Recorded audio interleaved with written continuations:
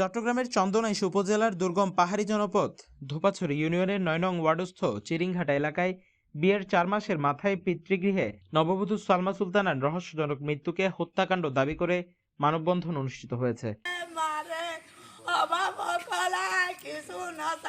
আজ সোমবার বিকেলে চিরিংঘাটা পাতিলাটেক এলাকায় স্থানীয় জনগণের উদ্যোগে এ মানববন্ধন অনুষ্ঠিত হয়। মানববন্ধনে বক্তারা অভিযোগ করেন, এ ঘটনায় স্বামী মোহাম্মদ সাইফুদ্দিন সহ তার পরিবারের সদস্যরা জড়িত।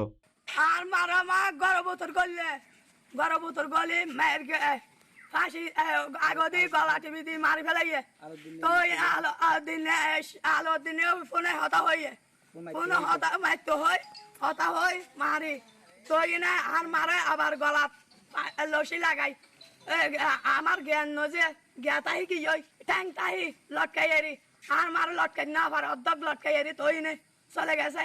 এই কুনির আমি বিশ্বাস চাই। এই খুনের পরিকল্পনাটা ছিল 4 জন, এরা 4 জন। হ্যাঁ, প্রশাসন নাকি একজনকে নিয়ে মামলাটা সাজাচ্ছে।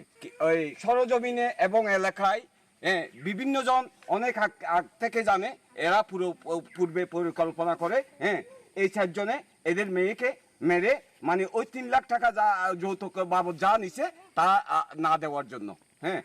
এইটা নাকি 4 জনেই করছে। মানববন্ধনে বক্তব্য রাখেন নিহত সালমার বাবা মোহাম্মদ কামাল উদ্দিন, মা খায়রুন্নেসা বেগম, চাচা জয়নাল উদ্দিন, চাচি জান্নাতারা বেগম, মামা মোহাম্মদ তারেক হোসেন, এম সোয়াইব, মোহাম্মদ ফারুক উদ্দিন, ভাই বোরহান উদ্দিন ও ইরফান হোসেন। বক্তারা তাদের বক্তব্যে হত্যাকারীদের দ্রুত গ্রেপ্তার ও দৃষ্টান্তমূলক শাস্তির দাবি জানান।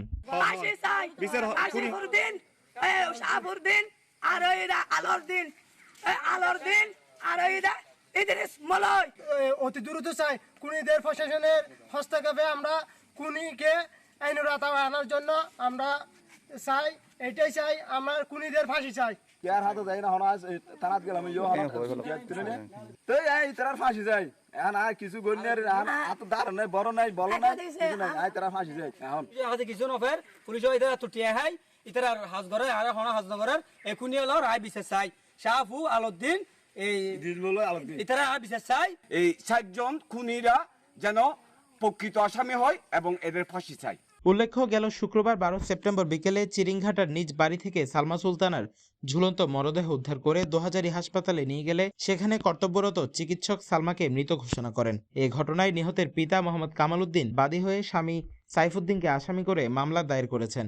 ঘটনার পর থেকে সাইফুদ্দিন পলাতক রয়েছে বলে জানিয়েছে পুলিশ।